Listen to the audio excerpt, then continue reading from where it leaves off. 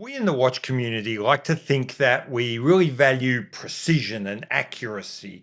People in this space often track their watch's accuracy to less than a second a day. They hack it and listen to the atomic clock and restart it.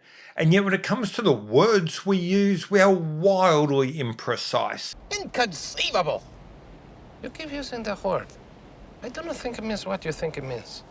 Today, what I want to do is talk about 6 words that get used all the time in the watch space and yet are so imprecise, have so little real meaning that they're essentially useless for any form of communication.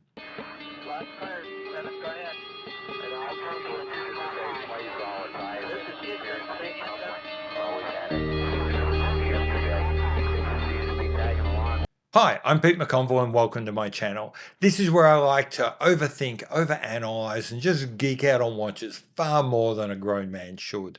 Today I'm going to indulge 2 of my passions, geeking out on watches but also geeking out on words, linguistics, semiotics, all that sort of stuff.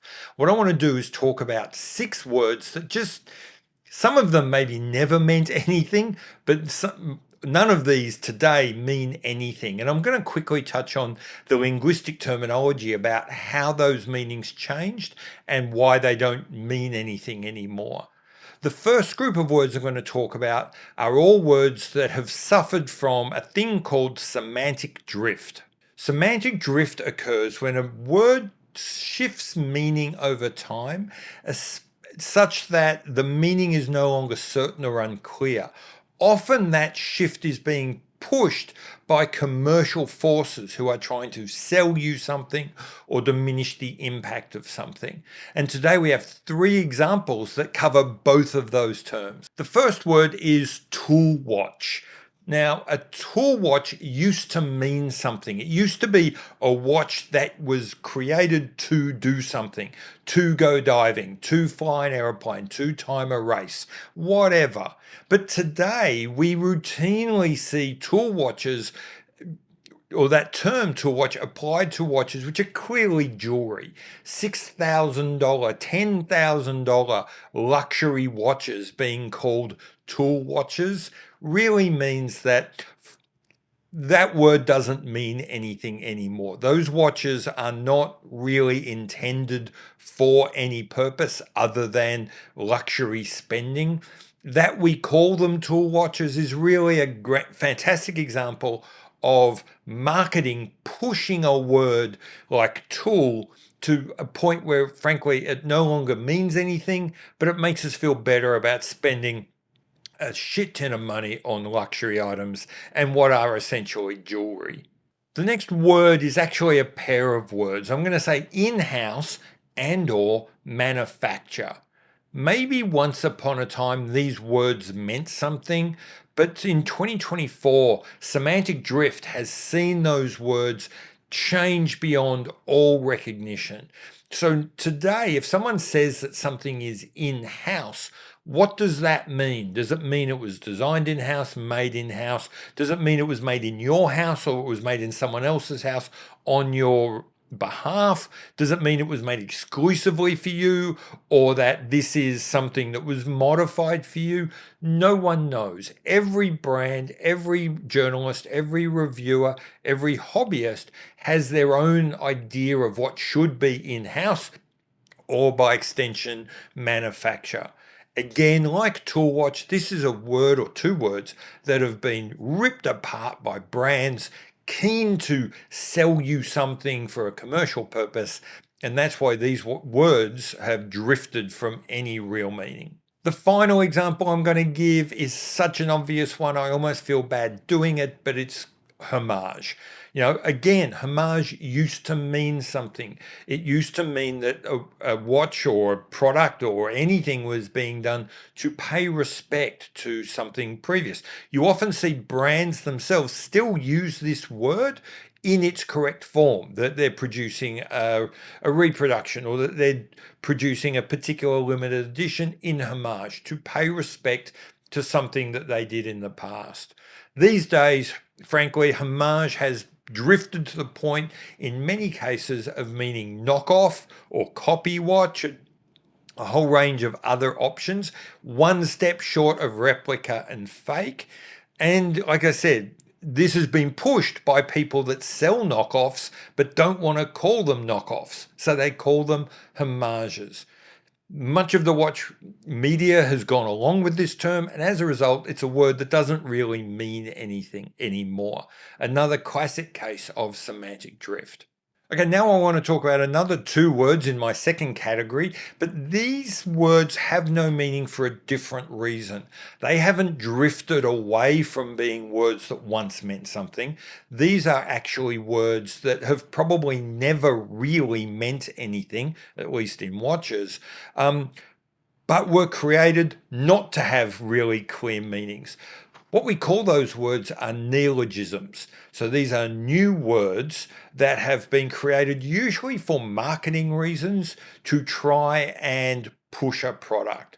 The first of those is micro brand. No one knows what a micro brand is. No one knows what the requirements are. There have been so many videos, so many articles where people have essentially thrown their hands up in the air and said, what the hell is a micro brand? I don't know. A little bit like a tool watch, costing $10,000. There are now theoretically micro brands selling thousands of watches a year with hundreds of staff, with full catalogs, full inventories, which frankly are bigger than a lot of what you might call mainstream brands. Slightly different purpose is the next one, and that's photina. It's a new word, portmanteau between faux and patina, but it doesn't mean fake patina. It means I'm not sure. It can mean anything from a tumbled case, which would be photina, but it can also mean coloured lume on an otherwise clearly contemporary watch. I don't know what photina means anymore. And if you look at some of the content around the new Tudor Pelagos FXD, I think it's pretty clear no one really knows what photina is anymore. Okay, so that brings us to the end, my final word, and that word is luxury.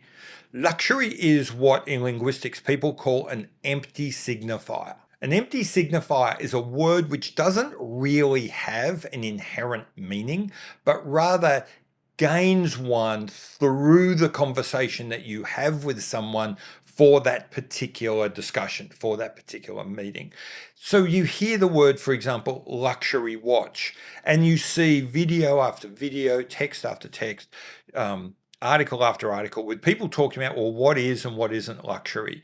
And they narrow it down only for everyone to disagree with what they decided. What is a luxury experience? What is luxury? Is it exclusivity and difficulty to access, or is it being able to walk in and buy whatever you want? Which of those is a luxury experience? Again, no one really knows. And that's because luxury isn't really a defined term. It is, as I say, an empty signifier. It's a word that means really nice, really special, in whatever context you're using it, in whatever way you're using it. But what it means today could be quite different to what it means tomorrow. What it means for one thing might be quite different to what it means for something else.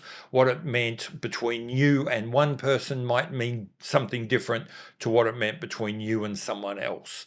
So there you go. Luxury has no real meaning, doesn't really mean anything. It is an empty signifier. So that's it. 6 words that maybe once, some of them, maybe once those words meant something, but today none of them mean anything, and we would all be smarter, we would all be better off if we never used them again. Are there any other words you can think of in the watch space that really don't mean anything, which actually do more to hinder communication than to help it? Put it in the comments below. I've been Pete McConville. This is the sort of thing I do here. If this is your jam, like, subscribe, and we will catch each other later. Bye.